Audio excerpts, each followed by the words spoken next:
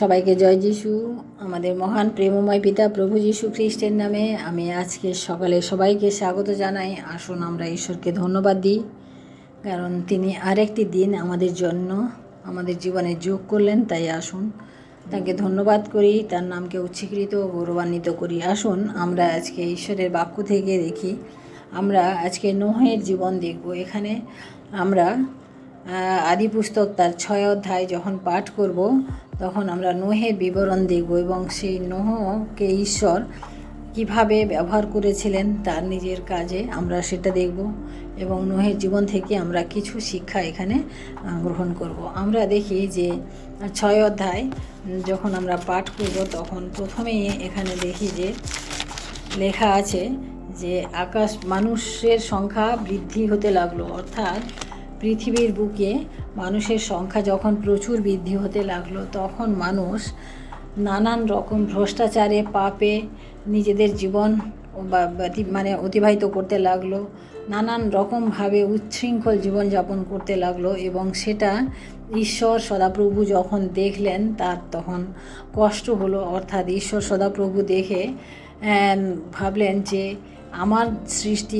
আমি যে মানুষকে নিজের প্রতিমূর্তিতে নিজের হাতে তিনি তৈরি করেছিলেন, সেই মানুষের আজকের এই রকম দুরবস্থা দেখে ঈশ্বরের রাগ হলো এবং তিনি অনুশোচনাপূর্বক মনোপীড়া পেলেন, অর্থাৎ দুঃখ পেলেন। তারপরে ঈশ্বর একটা সিদ্ধান্ত নিলেন যে এই উচ্ছৃঙ্খল মানুষকে তিনি সর্বশুদ্ধ তিনি বিনষ্ট করবেন, এই রকম একটা সিদ্ধান্ত নিলেন। এবং সেই সময় তিনি ঈশ্বরের নোহের দিকে দৃষ্টি গেল। সেই নোহ সম্পর্কে আজকে আমরা দেখব। সেই নোহ সম্পর্কে আমরা এখানে 9 পদে দেখি যে নোহ তাৎকালিক লোকদের মধ্যে ধার্মিক ও সিদ্ধ লোক ছিলেন। নোহ ঈশ্বরের দৃষ্টিতে গমনাগমন করিতেন। অর্থাৎ নোহকে এখানে সম্পূর্ণ আলাদা রূপে, যেখানে মানুষ পাপে ভ্রষ্টাচারে নিজেদেরকে নিয়ে ব্যস্ত লিপ্ত, সেখানে নোহ একজন ধার্মিক ও সিদ্ধ পুরুষ বলে এখানে বলা হচ্ছে। এবং তিনি ঈশ্বরের সহিত গমনাগমন করতেন, অর্থাৎ ঈশ্বরের আজ্ঞাকারী তিনি ছিলেন।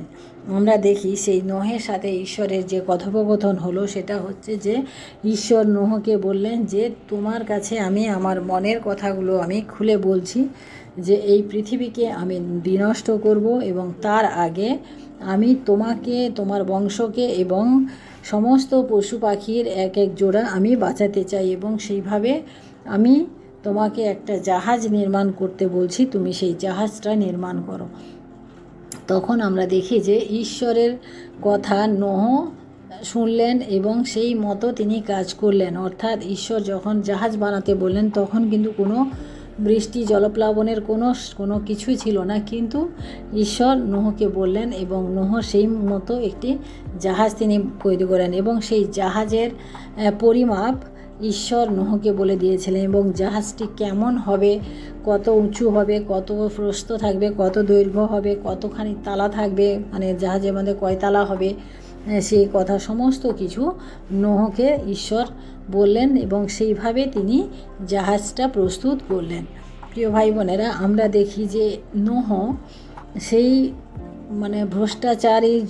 ভ্রষ্টাচারের সময় পাপে পরিপূর্ণ, যখন মানুষজন ঈশ্বরের কথাতে দেখি আমরা যে পাপে পরিপূর্ণ হয়ে গেছিল, সেই সময়েও নোহ তার জীবনকে সেই পাপের পথে বা ভ্রষ্টাচারের পথে নিয়ে যায়নি। সে সম্পূর্ণ নিজেকে আলাদা করে ঈশ্বরের পথে গমনাগমন করিয়েছে। অর্থাৎ প্রিয় ভাই বোনেরা, আমরাও আজকে দেখি যে পৃথিবীতে নানান রকম পাপ, ভ্রষ্টাচার, নানান রকম খারাপ সমস্ত কিছু আমাদের চারিদিকে প্রতিনিয়ত ঘটে যাচ্ছে।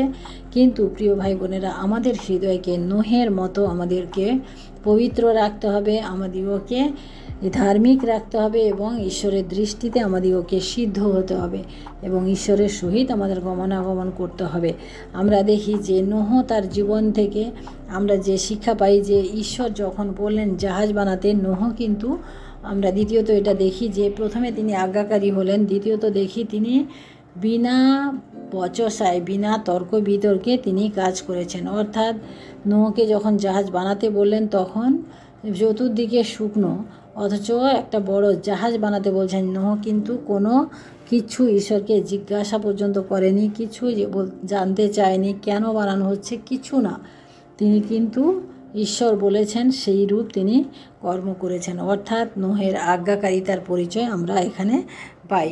অর্থাৎ ঈশ্বর যেভাবে নোহকে বলেন, আমরা 22 পদে বলি, তাহাতে নোহ সেই রূপ করিলেন, ঈশ্বরের আজ্ঞানুসারে সকল কর্ম করলেন। সকল কর্ম যা কিছু বললেন সমস্ত কিছু ঈশ্বরের আজ্ঞানুসারে তিনি করলেন। আমরা পরে দেখি যে নোহকে ঈশ্বর বললেন যে তোমার পরিবার নিয়ে তুমি আর জাহাজে উঠে যাও এবং যত আকাশের নিচে যত জীবজন্তু, যত পশু পাখি, যত সরীসৃপ যা কিছু রয়েছে তাদের প্রত্যেকের জোড়ায় জোড়ায় তুমি জাহাজে নিয়ে ওঠাও। এবং আমরা পরবর্তীতে দেখি সেই জাহাজে যখন নোহ এবং সমস্ত জীবজন্তু পশু পাখি উঠে গেল, তারপরে কিন্তু জাহাজের দরজা ঈশ্বর বন্ধ করেছিলেন। আমরা দেখি যে সেই সময় অনেক মানুষ অনেক চিৎকার চেঁচামেচি হয়তো করেছিল যে দরজা খুলো, মানে আমাদেরকে বাঁচাও, এরকম। কারণ ঈশ্বর জাহাজ যখন বন্ধ করলেন তারপর থেকে 40 দিবারাত্র মানে প্রচণ্ডভাবে বৃষ্টি হয়েছিল এবং সেই বৃষ্টির ফলে সমস্ত পৃথিবী জলের নিচে মগ্ন হয়েছিল এবং সমস্ত মানুষ, যারা ভ্রষ্টাচারী মানুষ, সমস্ত মানুষ কিন্তু মারা গেছিল। তাই আমরা দেখি যে এখানে নোহ যখন জাহাজ বানাচ্ছিলেন তখনও কিন্তু শুধু নোহ জাহাজ বানাননি, তিনি কিন্তু ঈশ্বরের গৌরবকে তিনি প্রচার করেছেন, যে তিনি কথা বলেছেন যে মন ফিরাও, কারণ ঈশ্বর সমস্ত কিছু বিনষ্ট করবেন। এই কথা কিন্তু সবাইকে বলেছিল, কিন্তু সবাই কেউ এই নোহের কথা বিশ্বাস করেনি। কিন্তু প্রিয় ভাই বোনেরা, আমরা দেখি যে নোহের জীবন থেকে আমরা আরেকটি শিক্ষা পাই যে নোহ তার পরিবারকে তিনি বাঁচিয়েছিলেন। আমরা এখানে যদি একটু খেয়াল করে দেখি যে নোহ যখন তার পরিবারকে এই সমস্ত কথা বললেন, তখনও কিন্তু আমরা দেখি না যে কোনো তার সন্তানেরা, তার স্ত্রী কেউ কিন্তু তর্ক বিতর্ক করেনি যে কেন এই সময় জাহাজ বানাবে, এই সময় কেন, তোমার কি মাথা খারাপ হয়েছে, এরকম কিচ্ছু বলেনি। কিন্তু নোহ যেভাবে করেছেন সেভাবে এরাও সাথ দিয়েছে। আমরা দেখি যে ইব্রিয়তার 11 অধ্যায়ে আমরা যখন 7 পদ আমরা পাঠ করব, তখন আমরা এখানে পাই যে এই নোহের যে বিশ্বাস, সেই বিশ্বাস সম্বন্ধে এখানে বলা আছে। ইব্রিয় 11 অধ্যায় আমরা 7 পদ যখন পাঠ করছি, আমি পাঠ করি আপনাদের জন্য। এখানে বাক্য বলে যে বিশ্বাসে নোহ যাহা যাহা দেখা যাইতেছিল না এমন বিষয়ে আদেশ পাইয়া ভক্তিযুক্ত ভয়ে আবিষ্ট হইয়া যাহার আপন পরিবারের ত্রাণার্থে এক জাহাজ নির্মাণ করিলেন এবং তদ্বারা জগৎকে দোষী করিলেন ও আপনি বিশ্বাসানুরূপ ধার্মিকতার অধিকারী হইলেন। অর্থাৎ আমরা দেখি পরিবারের ত্রাণার্থে, পরিবার কি করে ত্রাণ পেল, এত ভ্রষ্টাচারের মধ্যেও যে তার পরিবার ভালো ছিল, তার জন্য সমস্ত কৃতিত্ব কিন্তু আমরা দেখি নোহের। কারণ নোহ ধার্মিক ছিলেন, নোহ ঈশ্বরের দৃষ্টিতে সিদ্ধ ছিলেন এবং নোহ ঈশ্বরের সহিত গমনাগমন করতেন। তাই আমরা এখানে দেখি যে নোহকে আমরা দেখি যে তাকে তার পরিবারেও সবাই মানত, কারণ সেইভাবে তিনি তার পরিবারকেও তৈরি করতে পেরেছিলেন। তাই প্রিয় ভাই বোনেরা, আমরা আজকে দেখি যে নোহের জীবন থেকে যখন আমরা শিক্ষা করি তখন আমরা দেখি যে নোহের মতো যে একজন আজ্ঞাকারী, সেই আজ্ঞাকারী ও আমাদের হওয়া উচিত। কারণ এই পৃথিবীতে, এই ভ্রষ্টাচারের যুগে, এই পৃথিবী যখন নানান রকম সংকটের সম্মুখীন, এই সময়েও প্রভু যীশু আমাদিগকে তার বাক্য দিয়েছেন। কারণ নোহের সময় ঈশ্বরের বাক্য ছিল না, কিন্তু এখন আমরা দেখি ঈশ্বরের বাক্য আমাদের হাতে রয়েছে। সেই সময় ঈশ্বর সরাসরি নোহের সাথে কথা বলেছিলেন, কিন্তু এখন আমরা প্রভু যীশুর পবিত্র বাইবেল আমরা আমাদের কাছে পেয়েছি। এখান থেকে আমাদের সমস্ত কিছু আমরা জানতে পারি, সমস্ত কিছু আমরা বুঝতে পারি। তাই প্রিয় ভাই বোনেরা, আমরা নোহের মতো যদি জীবনযাপন করতে পারি, যদি নোহের মতো আজ্ঞাকারী হতে চাই, তাহলে আমাদেরকে প্রতিনিয়ত অনেক অনেক করে বাইবেল পাঠ করতে হবে এবং আমাদেরকে সেই শিক্ষা লাভ করতে হবে যা নোহ করেছিলেন, কারণ সবাই ভ্রষ্টাচার, সবাই মিথ্যা কথা বলছে, সবাই দোষ করছে, আমরা যেন সেই বাহানায় আমরাও যেন সেরূপ না করি। কারণ ঈশ্বর আমাদিগকে সম্পূর্ণ আলাদা রূপে মনোনীত করেছেন। কারণ আমরা যখন মায়ের গর্ভে ছিলাম তখন থেকে ঈশ্বর আমাদিগকে মনোনীত করেছেন, যাতে আমরা তার কথা মতো চলি, তার বাক্য মতো আমরা জীবনযাপন করি। কারণ তিনি যাদেরকে মনোনীত করেন তিনি তাদের জন্য এক পরিকল্পনাও করে রাখেন, কারণ সেই পরিকল্পনা তিনি আমাদের জন্য করেছেন। তাই প্রিয় ভাই বোনেরা, আসুন আজকে আমরা ঈশ্বরকে ধন্যবাদ দিই যে আমরা এখানে নোহের জীবন থেকে দেখলাম যে তিনি আজ্ঞাকারী ছিলেন, তিনি বিনা তর্ক বিতর্কে কাজ করেছিলেন, তিনি নিজের পরিবারকে তিনি পরিত্রাণ করতে পেরেছিলেন এবং তিনি সম্পূর্ণ ঈশ্বরের উপর বিশ্বাস ছিল এবং তিনি ঈশ্বরের সহিত গমনাগমন করতেন। আমরা আরেকজনকে দেখি যে আব্রাহাম, তিনিও ঈশ্বরের সহিত গমনাগমন করতেন এবং তিনিও ঈশ্বরের কাছে সিদ্ধ ও ধার্মিক লোক ছিলেন। তাই আসুন আমরা আজকে প্রার্থনা করি এবং ঈশ্বরকে ধন্যবাদ দিই। Hallelujah, hallelujah, hallelujah. মহান প্রেমময় পিতা, তোমার মহানামে ধন্যবাদ প্রশংসা করি প্রভু। আজকের এই সুন্দর সকালে আরেকটি বার প্রভু আমরা এই বাক্য আলোচনা করতে পারলাম প্রভু। এই বাক্য থেকে যে শিক্ষা আমরা পেয়েছি প্রভু গো, সেই শিক্ষার মধ্য দিয়ে প্রভু গো যেন আমরা আমাদের নিজেদের জীবনকে এগিয়ে নিয়ে যেতে পারি প্রভু এবং আমাদের জীবনকে পরিচালনা করতে পারি প্রভু। নূহ যেভাবে আজ্ঞাকারী ছিল, বিনা বচসায়, বিনা তর্কে, বিনা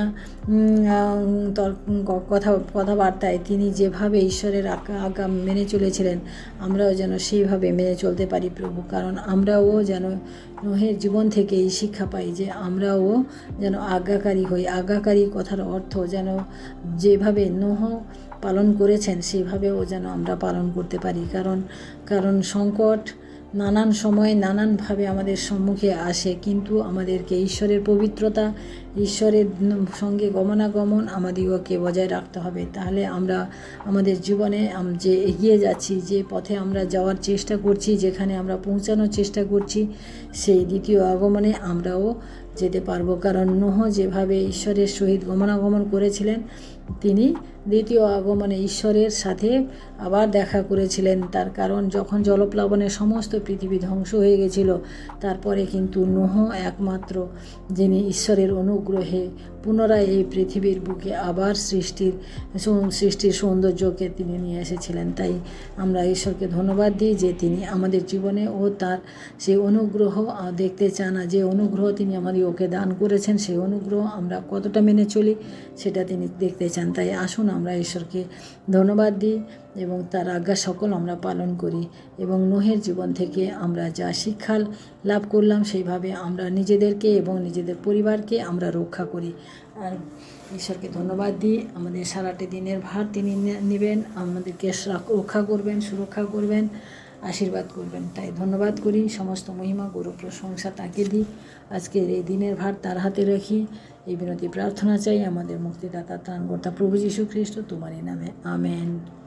সবাইকে জয় যিশু। সবাই ভালো থাকবেন, সুস্থ থাকবেন। আজকের দিনটি সবার শুভ হোক। জয় যিশু।